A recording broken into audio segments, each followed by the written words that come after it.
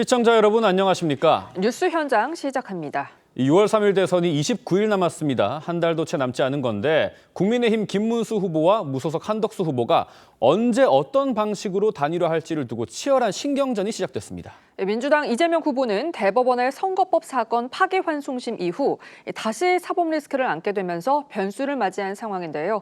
오늘의 대선 전국 전문가들과 짚어보겠습니다. 강전의 국민의힘 대변인, 강성필 더불어민주당 부대변인 나오셨습니다. 안녕하십니까? 반갑습니다. 네, 오늘 전국이 빠르게 돌아가기 때문에 바로 토크로 들어가겠습니다. 지금 대선 주자들이 부처님 오신 날을 맞아서 서울 조계사에서 열린 봉축 법요식에 참석을 했습니다. 대선 후보들 모습 준비했습니다. 먼저 보고 오시죠.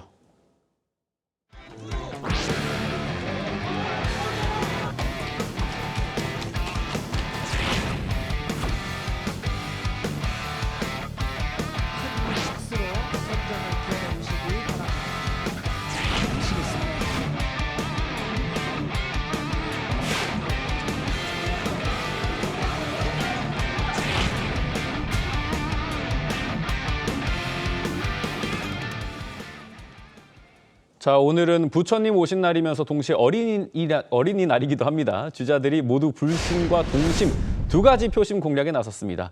국민의힘 김문수 후보와 무소속 한덕수 후보의 만남에 많은 관심이 쏟아졌는데요. 오늘부터 당장 이 단일화 협상 테이블이 차려지는 것 아니냐, 이런 관측 때문입니다.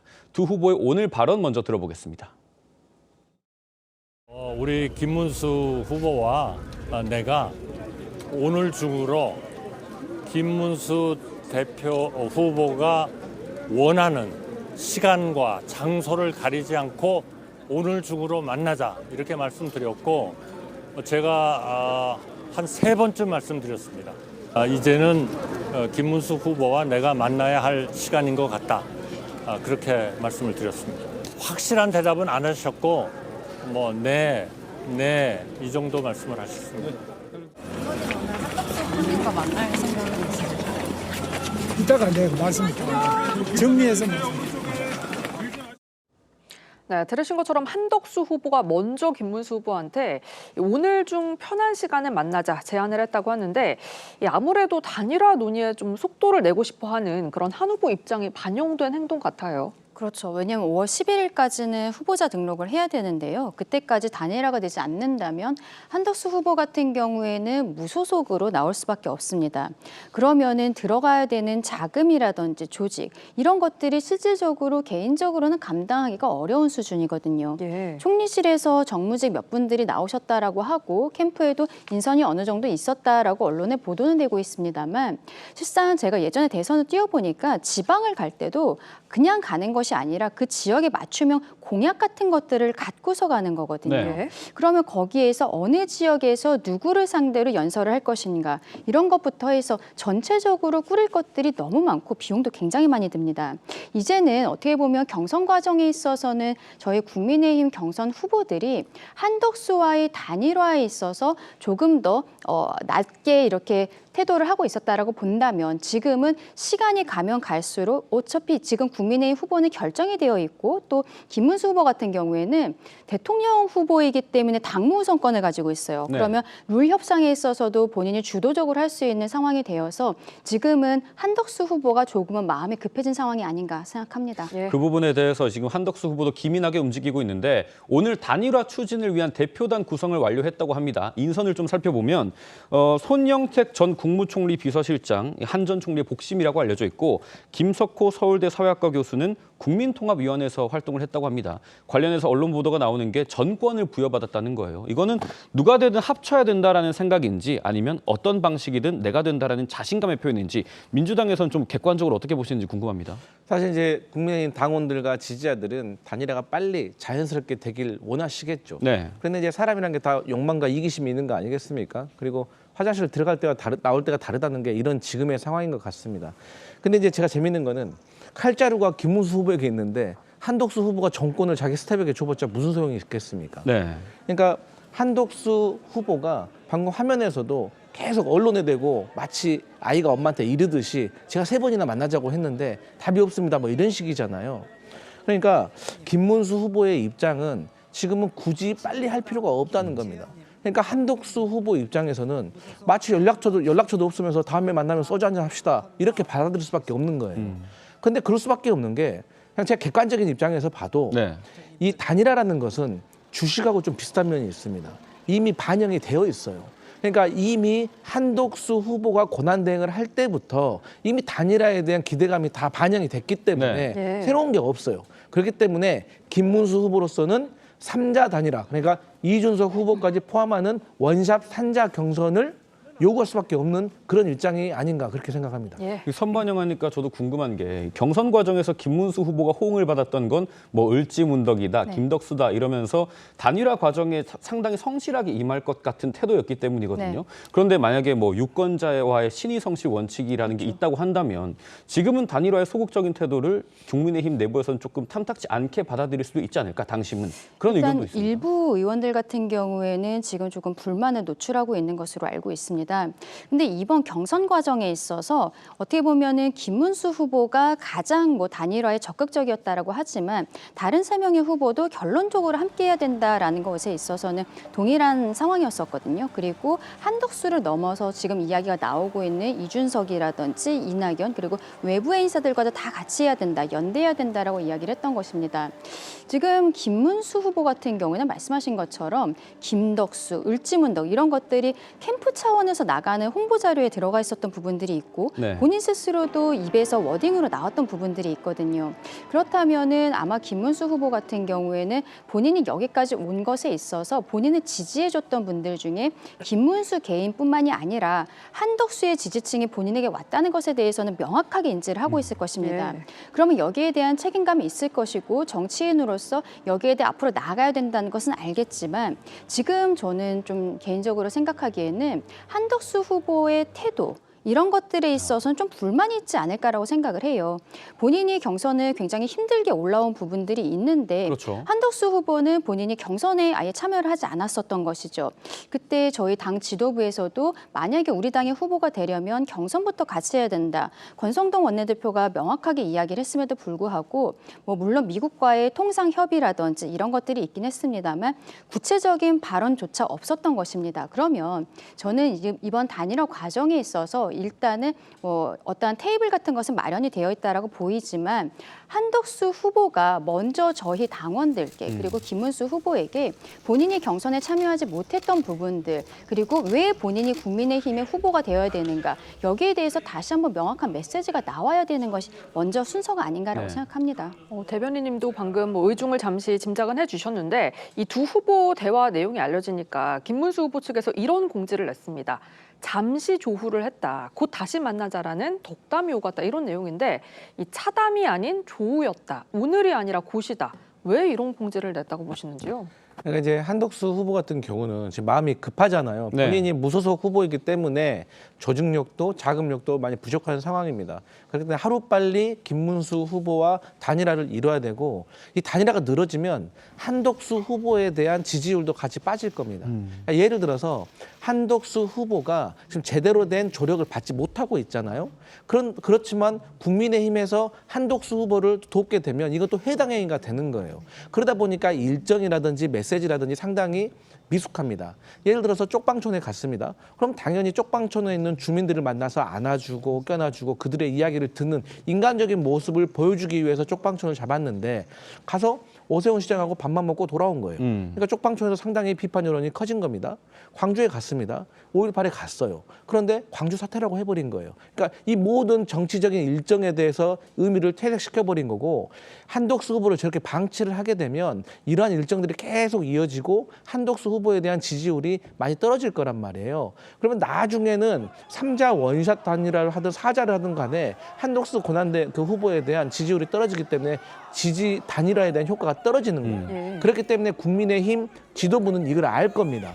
하지만 김문수 후보 입장에서는 지금 당장 하면 본인이 후보가 안 될 수도 있어요. 그렇기 때문에 서로의 입장차가 있는 겁니다. 네, 알겠습니다. 한덕수 후보의 관련 발언은 한덕수 후보 측에서 이제 단순한 말실수였다면서 송구함을 표한 건 있기 때문에 저희가 그 부분을 알려드리고 그렇기 때문에 지금 국민의힘에서도 상당히 고심이 클 것 같은데 두 후보의 첫 대면 만남을 두고 국민의힘에서도 단일화 협상을 최대한 빨리 하겠다 이런 입장을 밝혔습니다. 그 내용 들어보시죠.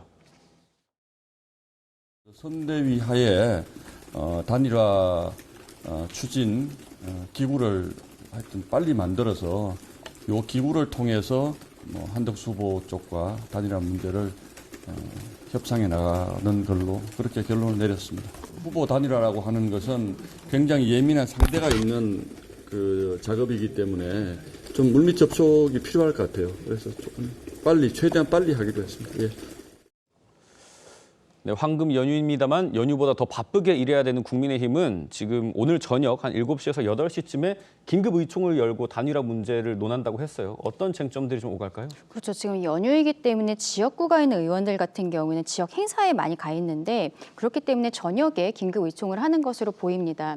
이 단일화와 관련해서 실상 몇몇 의원들이 이미 명시적으로 밝힌 바들이 있고 그런데 한덕수 후보가 당에 입당을 하지 않았기 때문에 원칙적으로 보았을 때는 이것이 해당 행위가 아니냐 이런 이야기들이 나올 수밖에 없는 상황이거든요. 예. 하지만 한덕수 후보는 결과적으로는 국민의힘과 함께하겠다라는 것에 대해서는 이미 밝힌 바가 있다라고 저는 봐야 된다고 생각하는데 네.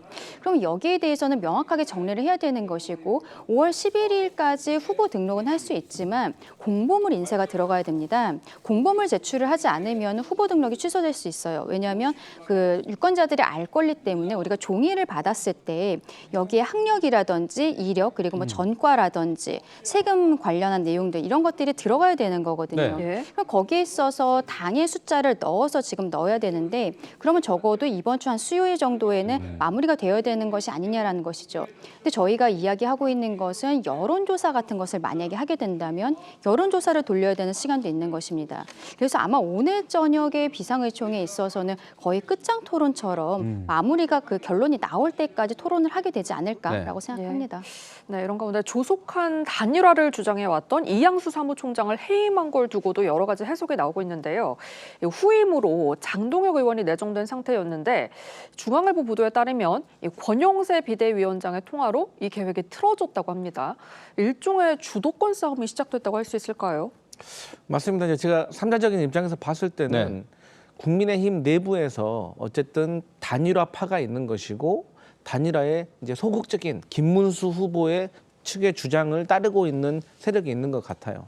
이제 이런 것들이 문제가 뭐냐면 사무총장이라는 것은 당의 모든 행정적인 것들을 책임지는 그야말로 중요한 자리인데 이 자리에 대한 시그널이 다른 거죠. 그러니까 이양수 사무총장 같은 경우는 단일화를 해야 된다는 쪽인 것이고 장동혁 후보는 김문수 후보 측에 가까우신 분으로서 단일화에 조금 소극적인 것이죠. 그런데 이러한 것들이 상징적인 면에서 권영세 비대위원장의 어떤 연락으로 인해서 뭔가 주저앉았다는 느낌이 들면 이 김문수 후보 측에서도 반작용이 커질 수밖에 없는 거예요. 그러니까 갈등이 이제 본격적으로 커지기 시작했다는 것이죠. 근데 문제는 뭐냐면 시간을 역산을 해보면 11일 날 후보를 등록을 해야 되면은 10일 날 이전에 여론조사가 돌아가야 됩니다. 네. 그럼 여론조사를 최소한 이틀만 한다고 하더라도 8일, 9일이에요. 그러면 오늘이 5일이니까 5, 6, 7, 3일 안에 어떤 방식으로 단일화 할 것인지, 국민만 할 것인지, 당원 넣을 것인지, 또 국민을 할 때는 역선택을 방지할 것인지 말 것인지, 또 뭐 후보 경력을 들 때 몇 줄을, 3줄, 5줄, 한 줄에도 뭐 10자로 뭐 제한해야 된다 이런 거 가지고도 치열하게 싸우는 게 단일화 협상이거든요. 네. 그렇기 때문에 이러한 상황에서는 현실적으로 단일화가 가능하겠느냐. 차라리 이렇게 단기간 내에 서두르다가 갈등만 증폭되기 때문에 저 같으면 차라리 시간을 더 넉넉하게 두고 투표용지 인쇄 전까지 서로의 지지율을 좀 올린 다음에 그다음에 이준석까지 포함하는 그런 어떤 중재안이 필요하지 않을까 그런 생각합니다. 김문수 후보 측도 그런 의견과 좀 비슷한 것 같은 게 원칙은 있거든요. 단일화에 대한 의지는 변함없지만 절차가 있어야 된다 이겁니다. 김문수 후보 비서실장을 맡은 김재원 전 최고위원 오늘 라디오 인터뷰에서 단일화 주도권에 대해 언급했는데 신경전이 대단합니다. 그 내용 준비했습니다. 당연히 김문수 후보의 선거를 위해서 단일화 작업에 나서야 될 것이기 때문에 결과적으로는 김문수 후보의 주도 아래 이 단일화 작업이 이루어질 수 있을 것이라고 생각합니다. 저희들은 물론 본선에서 투표용지에는 한덕수 후보의 이름은 없을 것이다라고 예상하고 있습니다. 관련해서 조금 전에 김문수 캠프 측의 공지가 있는데 그 내용을 보면 뭐 일부 인사와 부대변인의 단일화 관련 발언은 캠프 차원의 공식 입장은 아니다 이거고 김문수 후보도 단일화가 진전되기를 기대하고 있다라는 취지로 해명을 했습니다. 하지만 김재원 후보 캠프 내 인사가 그런 발언을 했다라는 게 상당한 파급력이 있는데 김문수 후보는 희생이 전제됐기 때문에 우리 후보, 김 후보가 단일화를 주도해 나가야 된다. 투표용지에 한덕수 후보의 이름은 없을 것이다. 이렇게 못을 박았거든요. 그렇죠. 김재원 전 의원 같은 경우에는 지금 후보의 비서실장을 맡게 됐기 때문에 그 발언의 파급력이 굉장히 크다라고 볼 수 있을 것 같습니다. 다만 이런 것들은요. 신경전 가운데 있어서 후보 본인이 이야기하기 어려운 것을 캠프 구성원들이 이야기를 해서 약간의 그 간을 본다고 해야 될까요? 근데 네. 그런 것들이 있거든요. 결과적으로는 앞서 말씀드린 것처럼 김문수 후보도 경선 과정에 있어서 단일화에 대해서 굉장히 열린 자세를 보였었고 그것이 당원들의 지지를 일부 가져왔다라고 생각이 되는 부분들이 있고 또 한덕수 후보 같은 경우에는 앞서 강성필 위원장께서는 이 인쇄가 들어간 다음에 그때도 해도 그 전에까지만 하면 되지 않겠냐라고 말씀하셨지만 그 이전에 실상 선거운동을 다니는 것 자체가 어려운 거예요. 그리고 저희 당에서 만약에 그때까지도 단일화가 이루어지지 않는다면 여기에 대해 도와주고 있는 현역 의원들이 또 해당 행위가 될 수도 있는 그렇겠네요. 부분들이 있습니다. 그렇기 때문에 저희가 어쨌든 서로 간의 이해관계는 11일 후보 등록 전에 마무리를 해야 된다는 것이고 이 과정에 있어서 약간의 잡음 그렇게 봐야 될 것 같습니다. 근데 만약에 이렇게 김문수 후보가 계속해서 단일화에 소극적인 모습을 보인다면 당에서 어떻게 대응을 하실지요? 그게 굉장히 좀 난감한 부분이죠. 왜냐하면 당무 우선권을 갖게 된 거예요. 그렇기 때문에 이양수 사무총장에서 장동혁 사무총장으로 바꾸려고 했었던 부분들 결과적으로는 돌아오긴 했습니다만 이게 본인이 당무 우선권을 갖고 있기 때문인 것이고 예. 한덕수 후보 측에서는 단일화의 룰이라든지 이런 것들에 대해서 모두 당에게 맡기겠다라고 했어요. 네. 그러면 이 당에서 오늘 의원총회에서도 이야기가 나오겠습니다만 지금 김문수 후보는 본인이 당사자이기 때문에 당사자의 의지가 가장 중요한 것이죠. 근데 여기에 대해서 지도부라든지 아니면은 뭐 투표했었던 당원이라든지 거기에 대해 문제 제기를 할 수 있는 방법은 없다라고 봐야 될 것이거든요. 다만 이제 김문수 후보가 계속적으로 여기에 대해 조금 더 생각할 시간이 필요하다라는 형태로만 이야기를 하고 있기 때문에 네. 진행은 어느 정도는 될 것이다라고 생각합니다. 네, 두 후보는 이른바 범보수 빅텐트 구성과 관련해서도 입장차를 보이고 있는데요. 이 김문수 후보 측은 최대한 많은 후보를 모아놓고 이른바 원샷 단일화를 하자. 반면에 한 전 총리 측 김한 단일화부터 하자 이런 입장인데 이 합의점을 찾을 수 있을 거라고 보시는지요? 그러니까 지도자가 되기 위해서는 중요한 덕목 중에 하나가 버티는 힘입니다. 네. 이게 아래서부터 차근차근 과정을 밟아온 정치인들은 버티는 힘이 있습니다. 근데 갑자기 떨어진 후보들은 비교적 이런 버티는 힘이 약한 거죠. 그런 차원에서 봤을 때 김문수 후보와 한덕수 후보 둘 중에 누가 버티는 힘이 세느냐예요. 그러니까 작용이 있으면 반작용이 있기 때문에 김문수 후보가 물론 지금 당 우선권을 가지고 있고 시간을 계속 끌면은 한덕수 후보에게 불리하다는 것은 다 알고 있습니다. 하지만 한덕수 후보에게도 비장의 카드가 하나 정도는 있어요. 그게 뭐냐면 한덕수 후보가 지지선언을 안 하고 그냥 드랍해버리는 겁니다. 그렇게 되면 김문수 후보도 절대로 대통령에 당선되기 어려울 겁니다. 네. 그렇기 때문에 이러한 것들을 서로가 잘 알고 있어요. 그렇기 때문에 이게 일종의 치킨 게임인 거예요. 그런데 저는 그럼에도 불구하고 상식적으로 국민의힘이 어렵게 경선을 거쳐서 선출한 후보 중심으로 단일화가 되는 게 상식적이지 않습니까? 당연히 세가 큰 사람들이 세가 조금 작은 사람들을 포용하는 것이 자연스러운 거고 그렇게 했을 때 보수 지지층의 전체적인 전반적인 어떤 지지를 받을 수가 있는 거예요. 만약에 한덕수 후보가 단일화 후보가 된다고 하면 먼저 김문수 후보가 이거 납득하겠습니까? 한동훈 후보 하겠습니까? 홍준표 후보 탈당했어요. 누구랑 했어요? 가족과 함께 탈당했어요. 네. 그렇기 때문에 그나마 지금 상황에서는 국민의힘 후보 중심에 단일화되는 것이 저는 상식적이라고 생각하는데 어쨌든 지도부는 또 생각이 다른 것 같아요. 그냥 지켜볼 일입니다. 지금 정말 단일화를 두고 수많은 경우의 수가 있기 때문에 저희가 여러 가지 가능성을 다루고 있는데 김한 단일화뿐만 아니라 범보수 빅텐트가 성사되더라도 이게 정말 큰 효과를 발휘하려면 이준석 후보와 이낙연 전 총리들도 참여해야 된다 이런 분석이 나옵니다. 그런데 이준석 후보는 계속해서 국민의힘 주도의 텐트 뭐 텐트에 들어서는 것에는 부정적인 태도를 보이고 있거든요. 그렇죠. 이준석 후보 같은 경우에는 그나마 홍준표 후보와 좀 대화가 되는 듯한 모습이 있었는데 예. 홍준표 후보가 탈당을 했고 지금 SNS에 글을 올린 것은 미국에 가겠다라고 이야기를 하고 있는 상황입니다. 그럼 이준석 후보와 대화 창구라든지 이런 것들이 저희 당 입장에서는 거의 없다라고 보이는데요. 네. 이러한 상황에서 김문수 후보가 이준석까지 포함해서 한꺼번에 그 단일화해야 되는 것이 아니냐라고 이야기하는 것은 저는 약간의 시간 끌기가 아닌가라는 생각이 들 수밖에 없습니다.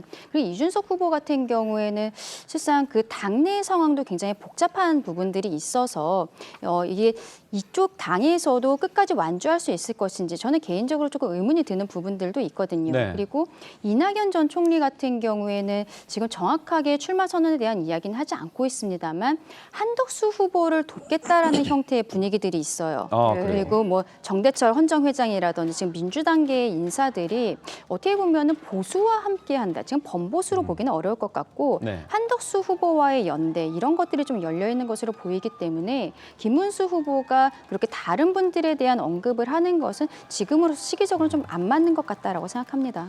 뭐 이낙연 전 총리 같은 경우는 한덕수 총리의 어떤 이 출범 선언에 상당 부분 공감했다라는 얘기도 있고 이준석 후보 같은 경우는 이 텐트에 들어서는 것에는 부정적이지만 관련 국민의힘 인사들은 줄곧 만나고 있다고 해요. 그런데 이 키가 될 수 있는 거는 과거에 이제 이준석 전 대표가 있었을 때 성상납 의혹으로 네. 이 당에서 당원권 징계를 받은 적 있지 않습니까? 그 부분만 해결되면 좀 대승적 차원의 연합이 가능하지 않을까요? 어떻게 보세요? 저는 그럴 거라고 생각하진 않습니다. 지금 권영세 비대위원장께서 이준석 대표에 대해서 열려있는 이런 언급들이 지금 있었음에도 불구하고 이준석 후보 같은 경우에는 계속적으로 부정적으로 이야기를 하는데 본인의 핵심 지지층이라는 게 있는 거고 작년 총선 과정에 있어서 이낙연 전 총리랑 이렇게 뭐 함께 빅텐트 그때도 이야기가 네. 나왔었죠. 함께 하려다가 오히려 핵심 지지층으로부터 등을 돌리는 사태들이 발생을 하면서 그렇죠. 다시 나눠졌던 경우들이 있었거든요. 그리고 말씀드린 것처럼 당내 상황도 요원한 그 부분들이 있어서 예. 지금 이준석 후보에 대해서 뭐 저희 당 원래 당이 있었기 때문에 이야기하시는 분들이 있겠습니다만 본격적으로 대화가 된다거나 그런 것은 지금으로서는 어렵지 않을까 생각합니다. 네. 네, 이 국민의힘 경선에서 탈락한 후보들이 지원 사격에 나설 건가 이 점도 관심인데 그런데 한동훈 전 대표는 공동 선대위원장직 제안에 생각할 시간을 달라 이런 반응을 보였다고 하고요. 홍준표 대구시장은 당의 날을 버렸다면서 미국행을 알렸거든요. 이 두 사람의 선택이 이번 대선 결과에 또 어떤 영향을 미칠 거라고 보시나요?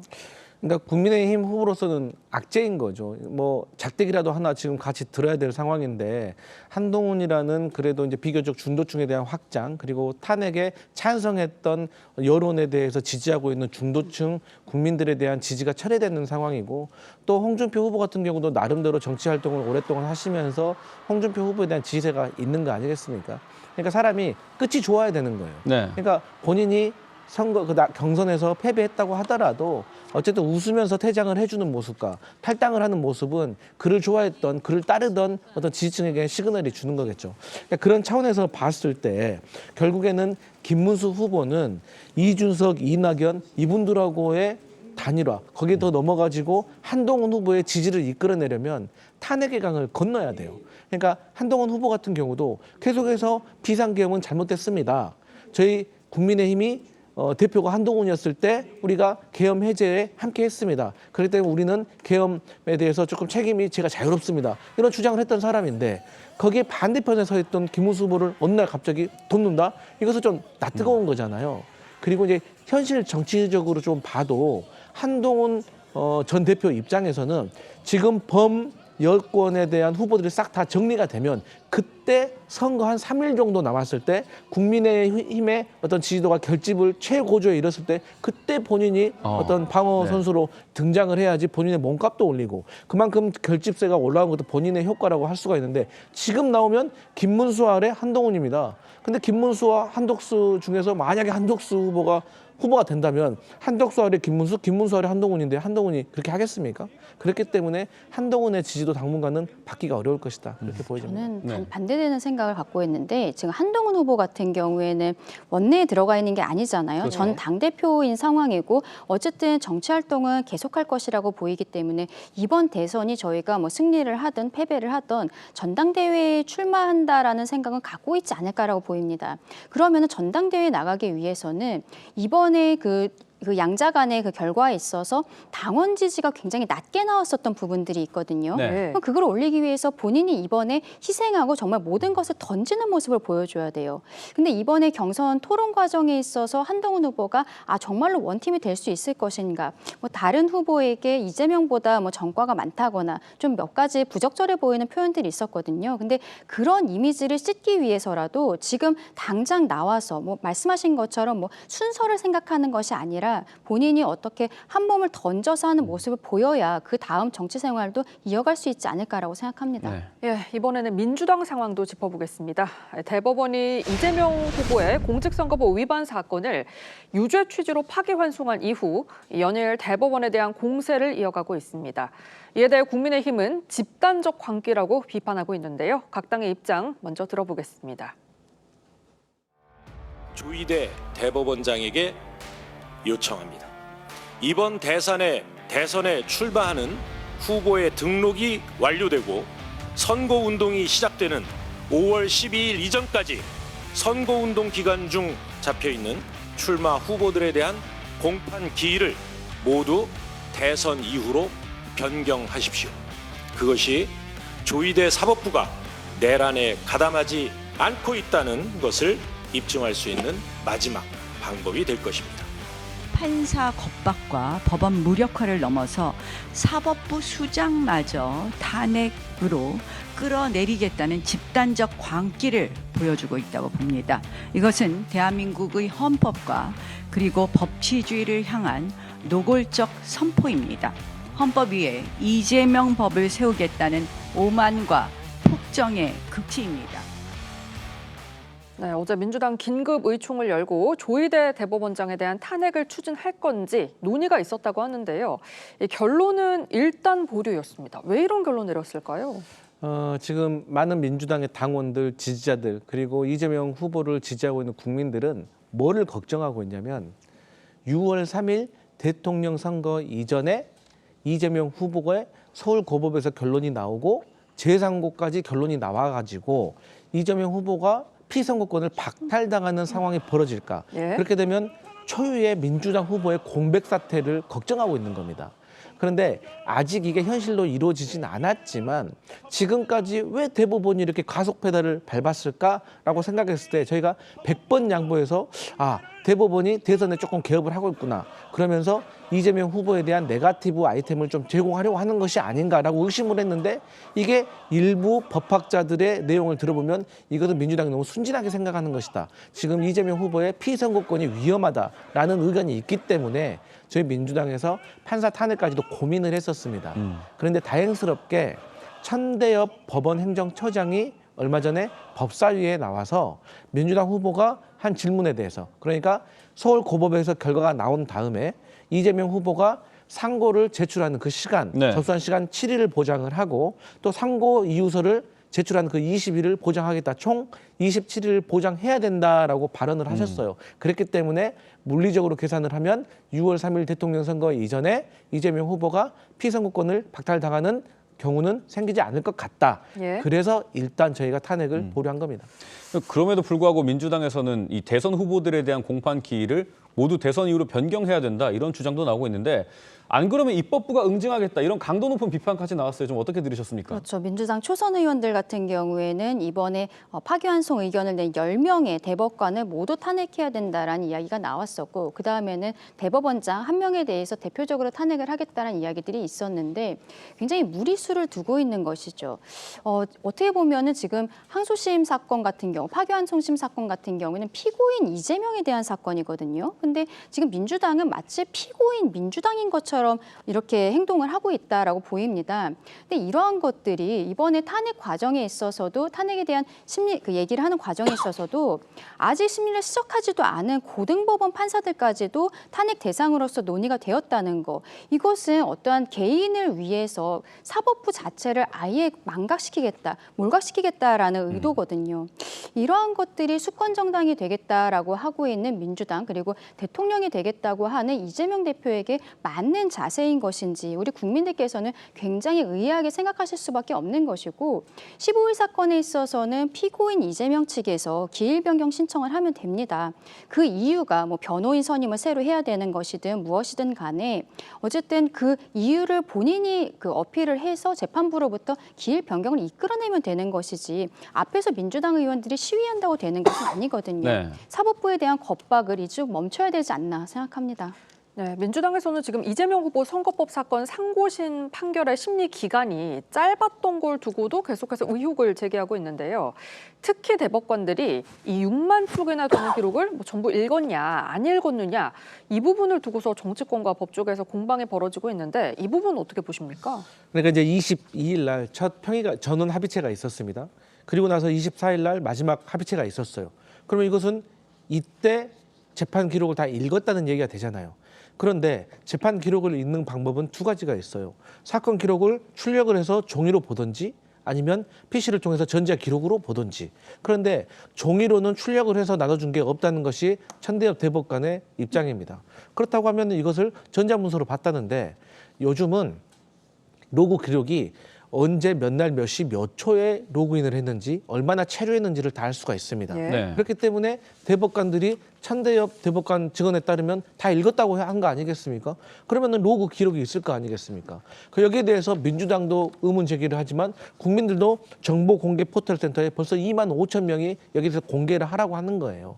그렇기 때문에 여기에 대해서는 대법원이 의혹을 해소하고 본인들의 권위를 살리기 위해서는 제공을 해야 될 필요성이 있다 이렇게 생각합니다. 거기에 대해서 민주당이 박범계 의원한테 물어보면 돼요. 박범계 의원이 과거에 박근혜 전 대통령 탄핵심판 과정, 형사소송이 이렇게 진행이 될 때 한 방송에 나가서 이거 뭐 몇만 장 되는 것을 어떻게 읽습니까 하니까 본인이 판사할 때는 수십만 장도 읽었다는 거예요. 예. 그런 이야기들을 했었거든요. 이 사건 같은 경우에는 대법원은 법률심이기 때문에 사실심에 있어서 어쨌든 법률적으로 잘못된 부분들, 특히 항소심에 있어서 그 부분들을 중점적으로 보면 되는 것입니다. 그리고 결론은 1심이랑 거의 동일하게 나왔는데 1심 같은 경우에는 633 원칙에 있어서도 4배를 넘게 썼어요. 1심 나올 때까지 2년 2개월 정도가 걸렸었고 예. 대법원 입장에서는 그 의견이 맞다라고 판단을 한 것이거든요. 그리고 항소심도 역시 3월 26일에 선고가 있었는데 한 달 정도 그 시간이 있었죠. 그동안에 재판 연구관들은 이미 거기에 붙어서 기록들을 보고 여기에 대한 연구 보고서를 쓰고 있었기 때문에 22일, 24일 두 차례 심리를 하면서 그 재판 연구관들의 보고서를 다 보고 표결까지 했다는 겁니다. 대법원은 보통 심리를 한 차례 정도 해요. 이재명 대표가 2020년에 공직선거법 사건으로 항소심에서 유죄 판결 받았고 대법원에서 파기환송, 무죄 취지로 파기환송 됐었던 때가 있었는데 권순희 대법관이 뭐 캐스팅 보트 역할을 했던 것이 아니냐 의혹이 있었던 그 사건입니다. 그때도 항소심 사건과 대법원에서 결론을 완전히 바꿀 때도 그때도 심리 한 번밖에 안 했었거든요. 네. 지금 민주당에서 진행 상황에 대해서 너무 국민들께 편애를 하고 이렇게 졸속 재판이다라고 이야기하는 것은 사법부의 독립권에 대한 침해가 아닌가 생각합니다. 지금 민주당에서 일어나고 있는 일들이 뭐 대법원장 탄핵 주장이 일부 있고 그다음에 대선 후보의 공판 기일을 대선 이후로 변경해야 된다라는 게 있고 하나 더 소개를 해드리면 우리 김민석 선대위원장님 말씀인데 대법원에 어떻게 정의를 기대하며 구군이 달린 내란 재판을 맡기겠느냐. 내란 혐의를 재판할 기관을 따로 만들어야 된다 이런 주장을 했는데 그 배경이 좀 궁금합니다. 그러니까 이제 말씀하셨던 것처럼 대법원에 대해서 신뢰가 지금 민주당은 없습니다. 그렇기 때문에 김민석 최고위원으로서는 저런 얘기를 정치적으로 저는 할 수 있다고 생각을 합니다. 하지만 우리가 이제 현실 정치를 하고 있잖아요. 그렇기 때문에 구호도 중요하지만 현실적으로 실효성이 있는 조치인지에 대해서 많이 고민해봐야 됩니다. 그런데 앞서서 우리가 이제 이런 얘기가 있는 것 같아요. 대법관들이 헌법 재판, 재판 연구관들의 보고서를 봤다라고 하지만 어쨌든 간에 100만 명이 넘는 국민들과 당원들에게 지지를 받아가지고 대통령 후보로 유력하게 거론되고 있는 이재명 후보에 대한 재판인데 이것을 본인들이 사건 기록을 다 보지도 않고 연구관들의 어떤 보고만 받고 한다? 저는 그것도 분명히 잘못됐다고 봐요. 그리고 저희가 6만 페이지, 10만 페이지 다 읽으라는 내용도 아닙니다. 뭐냐면 로그 기록을 보자는 것은 10명 중에 만약에 단 한 번도 그걸 확인도 안 한 대법관이 있으면 어쩔 거냐는 거예요. 우리가 물리적으로 이해할 수 있는 정도의 시간을 보신 분이 있다면 다행이지만 그렇지 않은 분들도 있다는 저희는 의심을 할 수밖에 없는 것이고 그다음에 1심과 2심의 재판 결과가 뒤집어진 거예요. 그런데 2심에서 작년에 있었던 정읍시장 대법원 판례를 적시를 했습니다. 그러니까 오래된 것도 아니고 작년에 대법원에서 내린 결론에 대해서 본인들이 1년도 안 돼서 다시 뒤집으려면 거기에 납득할 만한 이유가 있어야 되는 것입니다. 그리고 99명의 범인을 잡으면 뭐합니까? 한 명의 억울한 사람이 생기면 안 되잖아요. 근데 한 명의 그 억울한 사람이 유력한 대선 후보예요. 이거는 국민의 참정권을 침해할 수도 있는 겁니다. 그렇기 때문에 저희 민주당으로서는 이러한 대법원의 행태에 대해서 지적할 수밖에 없다. 이런 말씀 드립니다. 예. 그러한 지적들에 대해서 이재명 후보는 어떤 의견인가가 정말 궁금한데 이런 당내 분위기에 대해서 당에서 국민 뜻에 맞게 잘 처리할 것으로 생각한다라는 입장을 밝혔습니다. 우리 이재명 후보는 민심 행보에 집중하면서 중도 보수 표심을 잡고 외연 확장에 좀 집중하는 모습인데 이 당의 좀 급진적인 움직임과 본인을 좀 분리시키려는 이런 네. 걸로도 해석이 됩니다. 그렇죠. 투트랙으로 나가는 전략으로 보이는데 이재명 대표가 최근에 지방 행보를 하고 있는데 그 이름이 경청 투어입니다. 이렇게 경청을 안 하는 투어가 있을 수 있는가? 지금 헌법 84조 해석에 대해서도 이재명 대표는 독단적인 해석을 국민들께 말씀을 드린 바가 있고 본인의 이렇게 유죄 판단에 대해서 당은 완전히 난리가 났는데 본인은 그냥 지방에 가고는 사람들과 악수도 못한다. 이런 이야기를 하면서 돌고 있는 상황인 거예요. 근데 여기에 있어서 어떠한 총대를 메고 있는 사람들이 민주당의 초선 의원들로 보입니다. 10명 모두 대법관을 탄핵해야 된다라고 이야기를 하고 있는데 이 이유를 생각을 해보면은 이분들 같은 경우에는 작년 총선에서 처음 당선이 된 분들이고 네. 그때 이재명 대표가 비명 횡사, 친명 횡재 이 공천했던 사람들이거든요. 이렇게 공천을 받았던 사람들이 고마움으로써 이재명 대표에 대한 어떠한 이렇게 지지를 보여주고 있는 것이 아닌가라고 생각을 하고 다선 의원들 같은 경우에는 저는 그렇게 생각하지 않을 것 같아요. 마땅하게 이제 뭐 대법관들에 대해서 탄핵안을 보이고 뭐 특검 이야기도 나오는데 그런데 본인의 이름이 올라가게 된다면 정치 생명 끝난다고 생각할 것으로 보입니다. 왜냐하면 이재명 대표 같은 경우에는 대법원에서 유죄 취지로 파기환송이 됐기 때문에 시간이 뭐 몇 달 정도 걸릴 수 있겠습니다만 결과적으로는 피선거권 박탈이 될 사람이고 그러면은 그 이후에는 정치 생명이 끊기는 거예요. 그럼 당연히 당 내에서 다른 당권 주자들이 나올 것이고 대권 주자들이 나오는데 이재명 대표에 대한 어떠한 반대적인 이야기, 마치 저희가 지금 윤석열 전 대통령에 파면되었기 때문에 조기 대선을 치르는 것처럼 당 내에서의 반성적인 목소리들이 나올 것이라고 봅니다. 그러면 그때 이재명 대표 방탄을 위해서 이름을 올렸던 사람들은 그 다음 총선에 있어서는 살생부에 올라갈 것이라고 생각하거든요. 네. 지금 저렇게 하는 것이 이재명 대표는 믿고 있는 초선들이 있기 때문이다라고 생각합니다. 뭐 이재명 대표가 유죄 취지 파기환송이 됐다고 해도 피선거권 박탈이 아닌 결과가 나올 수도 있는 거니까 그 부분 말씀드리고. 네, 말씀드린 것처럼 대법원 선고 이후 이재명 후보는 민생 경제 행보에 집중하고 있습니다. 어제는 민주당의 험지로 꼽히는 곳이죠. 경북 지역을 찾았는데요. 이재명 후보 발언 먼저 들어보겠습니다. 경북 내 고향인데도 참 가끔씩 오다 보니까 좀 늙이는 분이 있는 것 같아요. 당연하지요. 제가 미울 겁니다. 그런데 왜 미울까요? 제가 뭘 그리 잘못한 것도 저는 개인적으로는 없습니다.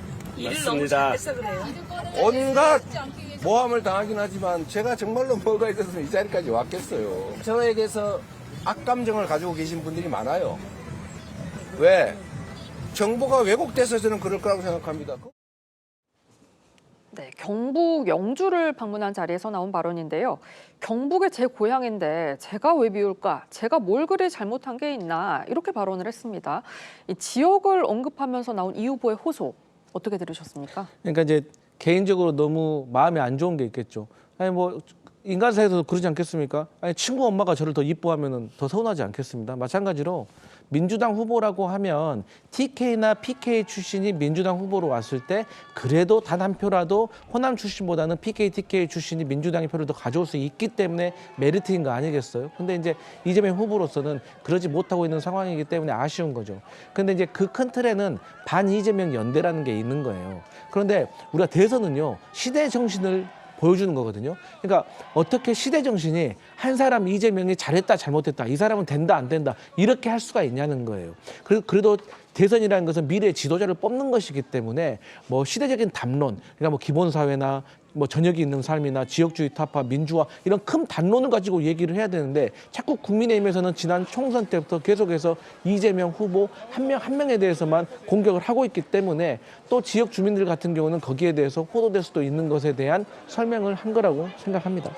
네, 오늘 이재명 후보에 대한 대법원의 파기환송 선고 이후에 처음으로 나온 여론조사 결과가 있습니다. 그거 보여드릴 텐데 이재명 후보, 김문수 후보, 이준석 후보가 3자 대결을 펼쳤을 때 이재명 후보 46.6%, 김문수 후보 27.8%, 이준석 후보 7.5%가 나왔고 한덕수 후보를 올렸을 때는 이재명 후보 46.5%, 한덕수 후보 34.3%, 이준석 후보가 조금 떨어져서 5.9%예요. 이 결과 좀 어떻게 보십니까? 일단 한덕수 후보를 저희 당 사람이라고 생각하고 빨간색으로 해주신 것 같은데 아마 저희가 단일화를 하게 된다면 조금 더 컨벤션 효과가 있지 않을까라고 생각합니다. 지금으로서는 이재명 대표가 독주 체제를 계속적으로 이어가고 있다라고 생각을 하는데요. 다만 이 여론조사에 있어서는 당에 대한 지지율도 조사를 했는데 저희 당이 좀 많이 올랐습니다. 이게 4월 30일부터 5월 2일까지 했던 리얼미터의 조사인데 5월 1일에 이재명 대표의 선고가 있었거든요. 그렇기 때문에 이것이 일부만 반영이 되었다라고 생각을 합니다. 아마 이번 주에 이제 목요일, 금요일 해서 MBS와 한국갤럽 조사들이 나올 것인데 거기에 있어서 저희가 단일화를 좀 유연하게 하는 모습들 그리고 정책적인 모습들을 보여드리고 민주당이 저는 개인적으로 그렇게 생각해요. 이재명 대표의 사법 리스크 이것보다도 민주당이 지금 폭주하고 있는 대법관들에 대한 탄핵 시도라든지 형사소송법을 개정하겠다. 공직선거법에서 허위사실 공표를 없애버리겠다. 그리고 법관을 14명에서 대법관을 30명으로 늘리겠다. 이러한 이야기들을 하는 것들. 최상무 경제부총리에 대해서도 이재명 대표 유죄 선고 나온 날 밤에 갑작스럽게 뭐 탄핵하겠다고 시도했었던 부분들. 이런 것들이 민주당에 있어서는 오히려 더 큰 악재가 될 것 같다는 생각이거든요. 이번 주 후반부터 나올 여론조사를 좀 기대하고 있습니다. 이 선거는요, 인물 구도 이슈예요. 그런데 이번 선거의 구도는 불법적인 비상계엄에 대해서 심판하고 탄핵은 찬성이지 반대가 아니라는 게 일관적인 여론이었어요. 근데 여기에 대해서 국민의힘이 사죄하고 반성하는 모습을 보이는 게 아니라 계속해서 반 이재명만 얘기하는 거죠. 이건 우리가 지난 총선에서 이미 다 겪은 얘기 아니겠습니까?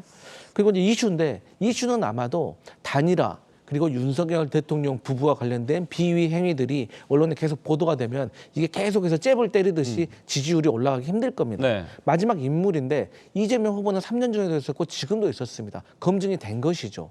그런데 지금 한덕수 후보가 될지 김문수 후보가 될지 모르겠지만 이 두 분 다 비상계엄에 옹호하는 듯한 그리고 탄핵을 반대하는 듯한 그러니까 비상계엄과 탄핵으로부터 자유로울 수 없는 분들이에요. 그렇기 때문에 이번 선거에서 무응답층이 많은 게 무응답층은 모른다와 지지후보 없음이에요. 지지후보 없음은 사실 중도 보수라고 볼 수가 있어요. 그래서 이번에 국민의힘은 지지할 수가 없지만 또 민주당도 싫은 거예요. 그래서 이런 분들이 전체적으로 있고 이재명 후보의 대법 파기환송이 있음에도 불구하고 저런 결과가 나왔다는 거는 대법원이 또 대선에 잘못 개입을 했다라는 부정적인 여론도 분명히 있다. 저는 그렇게 판단합니다. 지금까지 정치권 쟁점 짚어봤습니다. 두 분 말씀 여기까지 듣겠습니다. 감사합니다. 감사합니다.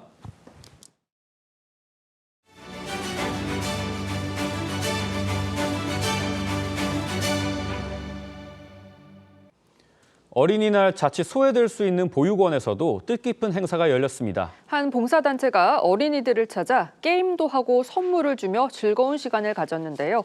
허유하 기자가 아이들의 꿈을 들어봤습니다. 어린이들이 고사리 손으로 색색의 꽃잎을 붙이고 카드에 사랑이라고 적습니다.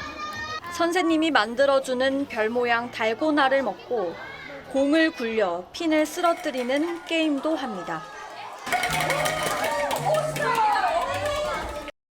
서울 관악구의 한 보육원에서 어린이날 행사가 열렸습니다. 신발 던지기에서 우승한 어린이에겐 선물로 바꿀 수 있는 쿠폰이 주어집니다. 하나, 둘, 셋, 얍!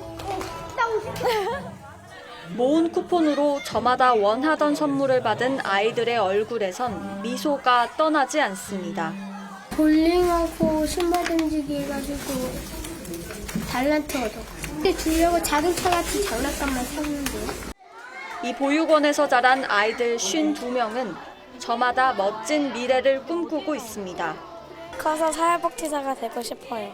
여기서 일하려고요. 동생들을 키우고 싶어요. 모델 돼서 그 패션쇼 그거 걸어보고 싶어요. 보호자가 없이 보육시설 등에서 지내는 어린이는 2023년 기준으로 전국에 2,054명. 10년 전보다 보육아동은 절반 이상 줄었지만 사회의 관심은 여전히 더 필요한 상황입니다. 모든 아이들이 동등한 기회를 보장받을 수 있도록 우리 모두가 좀 관심을 기울였으면 좋겠다. 다만 보육원에 있는 아동들에 대한 일회성 봉사는 오히려 소외감을 키울 수 있는 만큼 지속적인 관심이 필요하다는 지적도 나옵니다. TV조선 허유아입니다. 자, 5월 황금 연휴를 맞아서 봄나들이에 나선 시민분들 많은데요. 차기 대통령이 누가 되느냐에 따라 집무실 이전 가능성이 있어서 지금 청와대에는 발 디딜 틈이 없다고 합니다. 네, 주목할 만한 소식들 모아서 두 분과 함께 전해드리겠습니다. 하재근 문화평론가, 허주연 변호사님 모셨습니다. 안녕하세요. 안녕하십니까? 반갑습니다. 네, 지금 조기 대선을 앞두고 청와대가 상당히 북적거린다고 하는데 얼마나 많은 분들이 찾고 있나요? 정말 인기가 뜨겁습니다. 사흘 동안 무려 6만 2천 명이 찾았다고 하니까 하루에 2만 명 넘게 지금 청와대를 방문하는 꼴인데요. 연휴기도 하지만 나중에 대선이 돼서 누군가가 새롭게 대통령에 당선이 된다고 하면 다시 청와대로 복귀할지도 모른다. 이런 얘기들이 나오고 있기 때문에 그렇죠. 이번이 진짜 아이들 데리고 청와대에 관람할 수 있는 마지막 기회다. 이런 심리도 좀 작용을 하고 있는 것 같습니다. 특히 오늘은 서울이 날씨가 흐리고 오후에 비 예보가 있다고 하거든요. 네. 그래서인지 어제는요. 정말 열기가 뜨거웠던 게 오전부터 입구에 줄을 길게 섰을 정도로 정말 많은 사람들이 청와대를 찾았다고 하고요. 지금 모레까지 예약이 모두 마감된 상태라고 하거든요.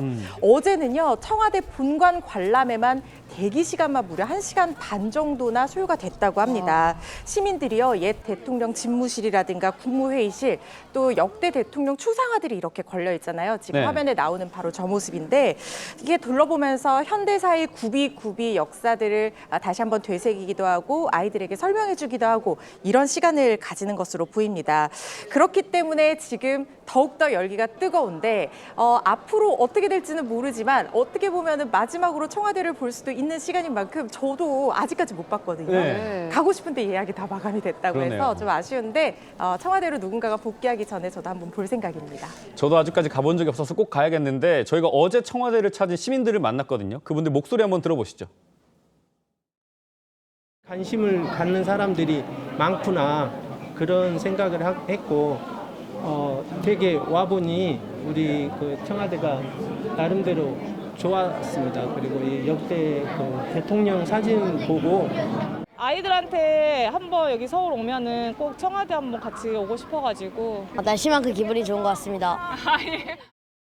네, 관광객들 반응이 상당히 좋은데요. 특히 청와대 야간 개방 행사가 큰 호응을 얻고 있다고요? 네, 어제 청와대 야간 개방을 했는데 사전 예약자만 2,500명이 몰릴 정도로 크게 지금 호응을 받고 있습니다. 이번에 야간 그 개방 행사가 내일까지 6일까지 저녁 7시부터 9시 사이에 열리거든요. 근데 이 행사를 통해서 청와대의 낭만적인 야경을 만끽할 수 있게 해주겠다. 지금 이런 취지로 지금 열리고 있는데 청와대 본관 같은 경우에는 이 기간 동안에 뭔가 어떤 화려한 조명 같은 게 펼쳐진다고 합니다. 그러면서 저녁 7시 반부터는 라이브 공연도 열린다고 하니까 가실 분들은 아마 추억을 남기실 수 있을 것 같습니다. 이렇게 봄나들이가 한창인 와중에 재건에 힘쓰는 곳도 있습니다. 역대 최악이라고 불렸던 산불이 경북 지역을 휩쓸고 갔던 거 기억하실 텐데 지금 경북 지역에선 재난 이전의 모습을 찾으려는 노력이 계속되고 있다고 합니다. 그런데 이 안동 구시장 상당히 찜닭으로 유명한데 여기서 산불 이후에 매출이 크게 줄었다고 해요. 그렇습니다. 하루에 10마리도 팔리지 않을 정도 정도로 매출이 급감했다고 합니다. 한 달 전에 경북 산불이 크게 발생하면서 안동도 정말 그야말로 강타당했다 이런 표현이 무리가 아니라는 생각이 들 정도로 피해를 많이 봤는데 찜닭으로 유명한 안동 구시장 매출이 산불 이후에 무려 60%나 줄어들었다는 거예요.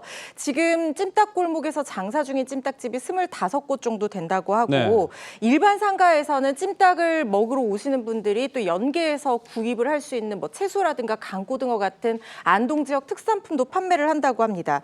그런데 이 찜닭 골목의 매출의 85%가 관광객들의 몫이었는데 지금 단체 예약도 다 취소가 됐다는 거예요.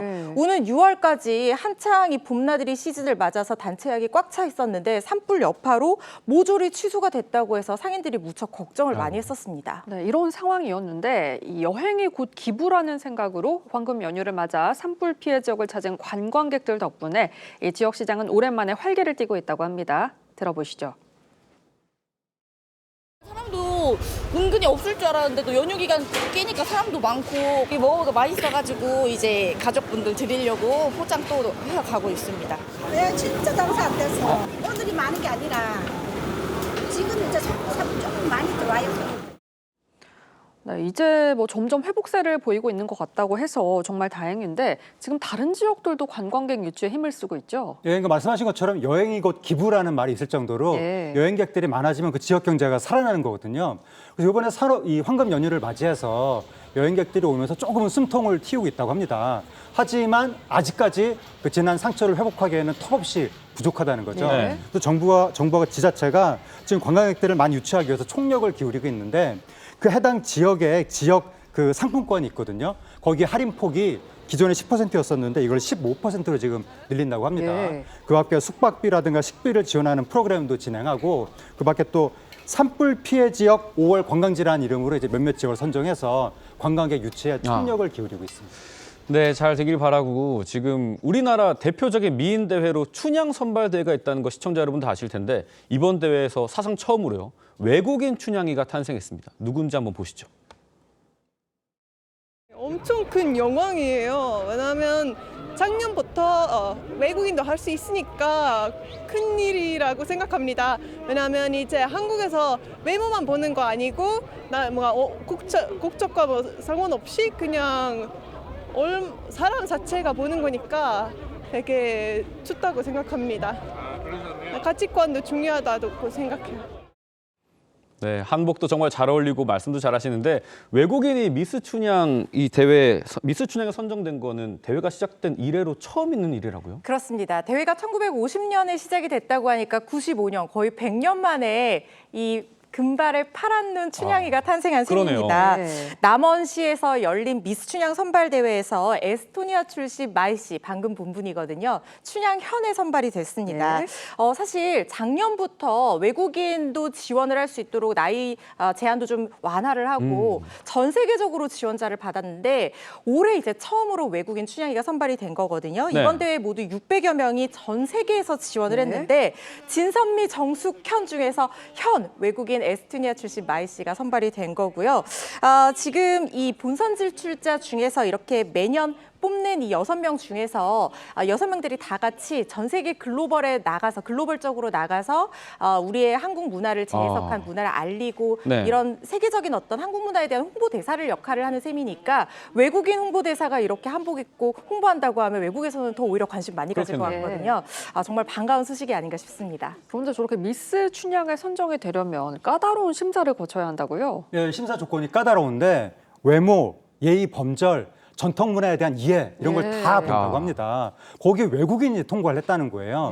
마이 씨가 25살인데 서울대학교 언어교육과에 재학 중이거든요. 아마 우리 전통 문화에 대해서 공부를 많이 한 것 같습니다. 이번에 미스 춘향 입상자들 다 이번에 앞으로 3년 동안 남원시 홍보대사로 활동하게 됩니다. 이 미스 춘향 현에 선정된 마이 씨는요, 특히 한복 사랑이 남다르다고 합니다. 네, 저는 한복 입고 전 세계를 다니니까 되게 춘향이랑 닮았다고 해서 추천받았습니다. 한복 너무 아름답고 그리고 다른 사람들 한복 볼 때 너무 기뻐서 사람들을 행복하게 만들고 싶었습니다. 한복 입으면 공주 되는 느낌이에요. 어느 정도 전 세계에서 가장 아름다운 전통 옷 아닐까 그 정도 생각합니다.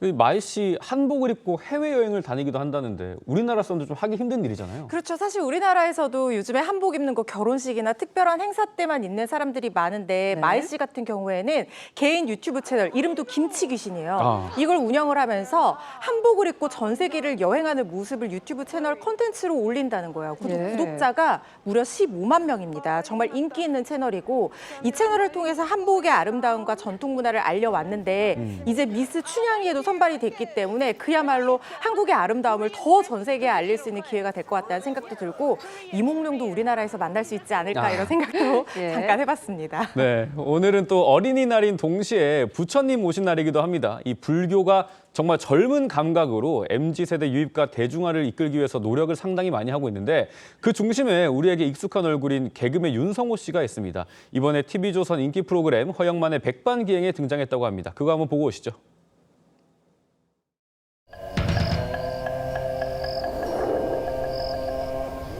빠꾸 윤성호 뉴진 스님입니다. 뉴진 스님. 예. 말레이시아 대만입니다. 대만. 작년 불교 박람회. 비행기 값은 나와요? 나는 뭐 돈에 욕심이 없어서 입금은 저한테 되니까 다. 출연료 안 드려도 되네. 형은 돈에 관심이 없고 동생은 욕심이 많아요.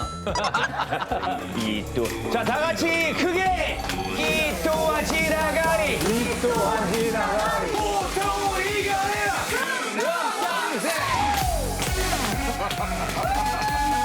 본능을 견뎌내고 음낭왕생.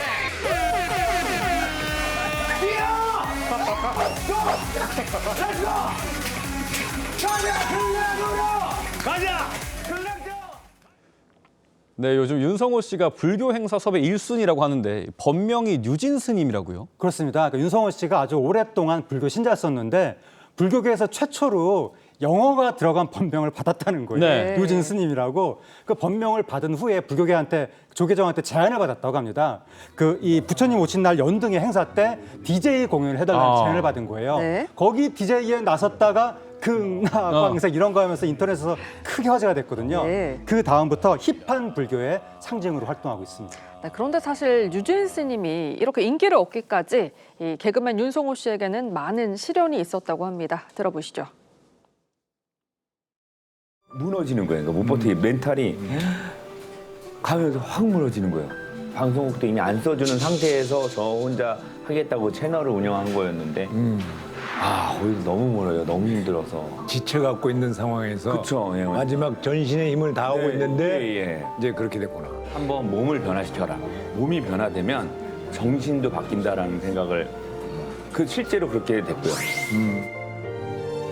그때 제가 항상 마음속으로 생각했던 게 이 또한 지나가리. 좋은 일이 생기면 나쁜 일이 생기고 나쁜 일이 생기면 좋은 일이 생긴다. 해 뜨기 전이 가장 어둡다. 그랬더니 진짜 극락이 오더라고요.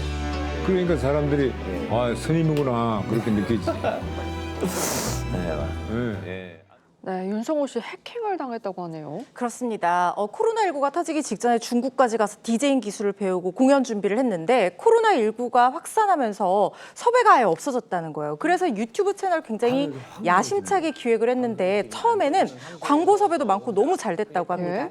그런데 한 달인가 한 달 반 만에 갑자기 자기 채널에 다른 사람 얼굴이 나와 있다는 거예요. 그게 해킹을 당해서 그랬다는 겁니다. 그러더니 갑자기 채널이 없어지면서 너무나 좌절을 했었다고 해요. 책상 밑에 들어가서 우열을 했다고 합니다. 아이고. 그런데 정신을 다잡고 운동에 자기 자신을 쏟아붓고 바디 프로필도 찍고 국가 자격증 왁싱 자격도 취득하면서 자기 개발을 멈추지를 않았다는 거예요. 담배 끊고 술 끊고 정말 언젠가 있을 섭외에 대비해서 열심히 자기 자신을 갈고 닦았다고 하는데 그러다 보니까 뉴진 스님으로 이렇게 큰 관심을 받으면서 다시 섭외 1순위가 되는 그런 날이 왔다는 거예요. 그래서 꼭 얼마나 잘 되려고 이렇게 힘드세요라고 하면서 힘든 사람 보면은 희망의 메시지를 얘기를 해주고 싶다고 합니다. 정말 이런 악재를 딛고 희망의 메시지를 전파하는 불교 홍보대사로 활동하고 계신데 그런데 초반에는 비판의 목소리도 있었다고요? 네, 그러니까 아무래도 이제 윤성호 씨가 스님처럼 하고 나와서 막 뛰어 이런 거 하니까 좋아하는 사람들도 있었지만 불교 원래 가르치면 마음을 고요히 해야 되는 거예요. 그렇죠. 뛰어가 말이 되느냐 일각에서 그런 이제 얘기도 있었던 것이고 특히 말레이시아에 행사를 갔었거든요. 거기서 이제 젖차림으로 이제 띄어 한 거예요. 네. 그러니까 말레이시아에서 한국의 DJ가 불교 승려로 변장을 하고 클럽에서 저렇게 공연을 하는 건 불교의 가치와 가르침에 대해서 잘못된 인식을 심어준다 이런 네. 얘기가 나온 겁니다. 윤성호 씨가 그러니까 이런 식의 비판에 대해서는 뭐 충분히 인정하고 반성하는데 다만 젊은 세대가 불교에 보다 크게 관심을 갖게 하기 위해서는 보다 다양한 변화를 시도해야 된다고 생각한다. 그렇게 말한 바 있습니다. 말씀하신 것처럼 실제로 이 뉴진 스님 DJ 공연 때문에 실제로 불교계가 이 젊은 세대 흥미를 좀 끌고 있는 것 같아요. 동국대 불교 동아리 행사에서요. 뉴진 스님이 초대되기 전에는 80명 왔던 행사에서 뉴진 스님이 온다고 하니까 무려 2,000명이 나오는 그야말로 대성황리의 행사가 개최가 되기도 했다는 거예요. 사실 불교가 그동안 좀 엄숙한 느낌이고 산속에 절이 있다 보니까 좀 동떨어진 느낌이고 그래서 젊은 층한테는 그렇게 큰 관심을 받지 못했었는데 불교계에서도 종교를 좀 젊은 느낌으로 풀어가려는 젊은 층에게 다가가려는 시도를 여러 가지 하고 있거든요. 뭐 연애 프로그램을 만들어서 운영을 한다든가 출가 이야기를 담아서 우리들의 힙한 출가 이렇게 영상을 제작해서 젊은 층에게 다가가려는 시도도 하고 있고 뉴진 스님 같은 분들의 활약으로 젊은 분들이 또 이렇게 불교 행사에 관심을 가지고 종교에도 관심을 가진다는 거예요. 앞으로 불교계가 젊은 층에 많이 스며들 것 같아서 더 기대가 됩니다. 네, 그러네요. 저희가 이제 방송 마치기 전에 아까 전에 깜빡하고 말씀 안 드렸던 이 정당 지지도 다시 한번 언급드리겠습니다. 오늘 나온 여론조사거든요. 정당 지지도 살펴보시면 더불어민주당이 42.1%, 국민의힘이 41.6%로 오차 범위 이내 수치를 보이고 있고 조국혁신당 2.5%, 개혁신당 3.5%, 진보당 0.7%, 기타 정당은 1.7%고 무당층은 7.8%로 나타났습니다. 여론 추이에 참고하시면 되겠습니다. 모신 두 분과는 여기서 인사 나누겠습니다. 저희는 1분 뒤에 돌아오겠습니다.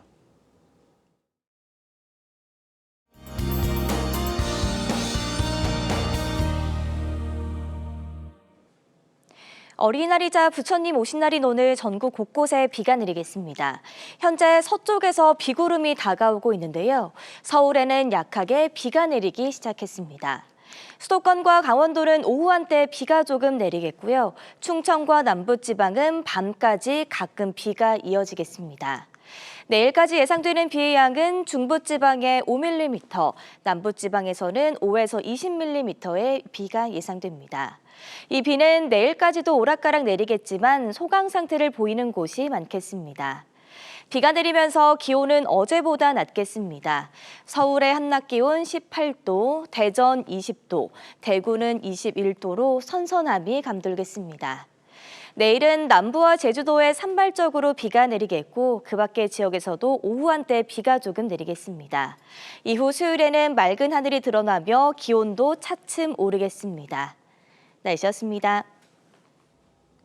네, 5월 5일 어린이날 월요일 TV조선 뉴스 현장은 여기까지입니다. 함께해 주신 여러분 고맙습니다.